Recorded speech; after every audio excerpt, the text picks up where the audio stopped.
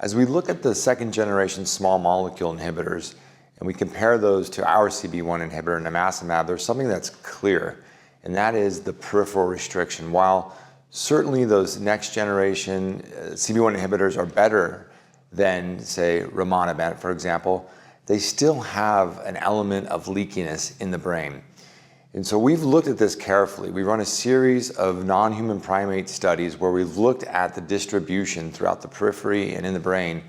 And all three studies, different studies, have pointed towards a very low level of nimacimab that's in the brain, much less than 1%. We've looked at this with multi-dosing, high levels of dosing, as well as a PET scan, a CT-labeled PET scan.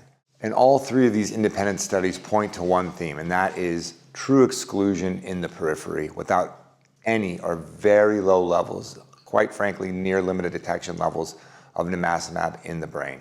We've established that nimacimab is truly different in terms of its ability to be restricted to the periphery.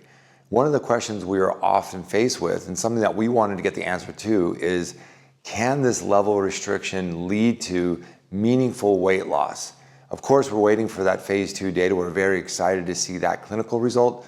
But ahead of that, we built out a diet-induced obesity model to allow us to answer the in vivo question that's on everybody's mind. To do this, we had to generate a specific mouse in that our nimacimab will not cross-react with the endogenous murine or mouse CB1. So we specifically knocked in the human CB1 receptor into the mouse loci. That is, we got rid of the mouse receptor and we essentially switched it for the human receptor. We went on to make sure that the CB1 signaling is still intact. We measured this in a few different ways, so this model behaves the way we think it will. We went on to treat these animals with nimacimab and other therapeutics to compare and contrast the weight loss and other metabolic gains. You can see from this figure that a dose-dependent response of nimacimab occurred, whereby greater than 16% weight loss occurred in those mice treated with 75 mg per kg. Relatedly, there was an additional change in body composition that was quite favorable. That is, we saw fat mass loss and relative lean mass preservation. Collectively, these data sets speak towards a powerful therapeutic effect with nimacimab and one that we feel is translatable to the clinic. The same study, we dug into some biomarkers, and specifically we looked at hormone levels at the end of treatment. We were excited to see that some key appetite-regulating hormones were modulated in a very interesting fashion in the periphery. Notably, we saw key hormones like GLP-1 as well as leptin being modulated at the higher doses of nimacimab. These hormones are associated with peripheral tissues such as the GI tract as well as the liver, pancreas, kidney, and muscle. Modulation of these peripheral hormones helps us to better understand how an antibody that's restricted, as nimacimab is to the periphery, can allow for anorexic-genic drivers to occur in the brain. That is, modulating the peripheral tissues can help support caloric reduction. We'll dig into this further as the presentation continues. It's been reported that CB1 inhibition can also modulate glycemic control. This is an area that we want to investigate further, and in the same study we did that. In fact, we looked at improvements in glycemic control. We noted that at a fasting state, there was significant reduction, getting close to the control diet levels of insulin. This was certainly an improvement over our high-fat diet control and even that of semaglutide. When we look at the mice injected with a bolus glucose, the idea is that insulin levels can rapidly increase, and the sensitivity of the receptors is there is such that the glucose can then be pulled out of the blood. And we see this in the middle panel as well as on the right with the area under the curve analysis, particularly at the higher doses of nimacimab. A third area that was quite interesting to us to study was understanding the potential modulation of inflammatory responses as well as metrics such as lipolysis and the pathway of fat metabolism. And here we're looking at a few different endpoints that are based in immunohistochemistry.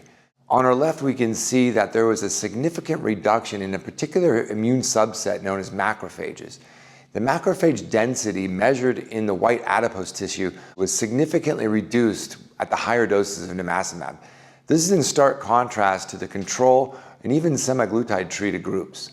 Reduction of this subset of immune cells speaks to a larger anti-inflammatory response. One we think that's quite important as it coordinates a broader metabolic response with nimacimab treatment. We also looked at steatosis, that is fat in the liver. And here we looked at this in two different ways. We had a blinded pathologist scoring as well as a computer-aided algorithm scoring.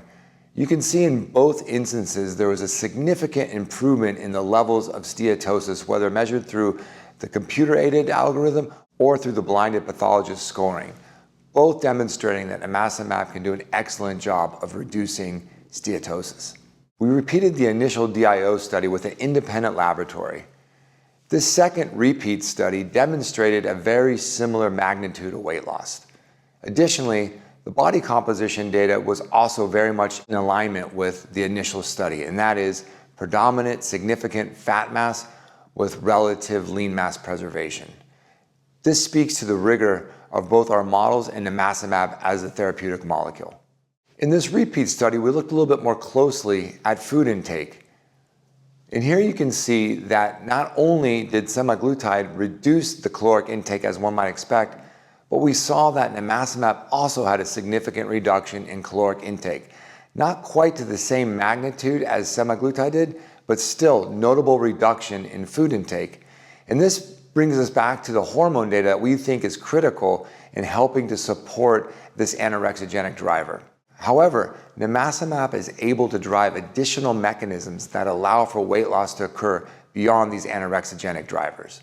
Additionally, the glycemic control witnessed in the first study was essentially repeated in our second DIO study. This independent verification of glycemic control also speaks to the power of nimacimab.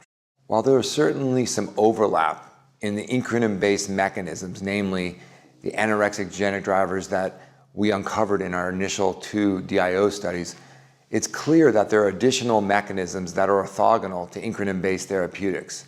These mechanisms, we believe, will create an additive effect when combined with incretin-based therapeutics. In this study, we compared nimacimab and tirzepatide both alone and in combination. We additionally added monlunabant, a small molecule-based CB1 inhibitor. For monlunabant, we use a dose that is very similar to Novo's phase 2 20 milligram daily dose of monlunabant. Our own exposure is very much in line with our own phase 2 dose that's in the clinic currently. Tirzepatide was a suboptimal dose, but still certainly active. What's apparent from this initial data set is that while all three monotherapies had similar weight loss, approximately 22 to 23% weight loss, the addition of nimacimab to tirzepatide produced an additive effect, allowing for greater than 31% weight loss in this DIO model. Body composition in this study showed that fat mass loss was still prevalent with lean mass preservation. In fact, there was a trend towards enhanced fat mass loss when tirzepatide was combined with nimacimab. In this study, we increased the dosing of nimacimab, initially using a 240 mg per kg load phase and transitioning back towards the 75 mg per kg maintenance dose. Collectively, this preclinical exposure is in line with our clinical phase 2 dosing. These pathways ensure broad metabolic homeostasis that we believe will allow for deep and meaningful weight loss in the future. We look forward to sharing updated data sets that support these unique mechanisms at this weekend's ADA.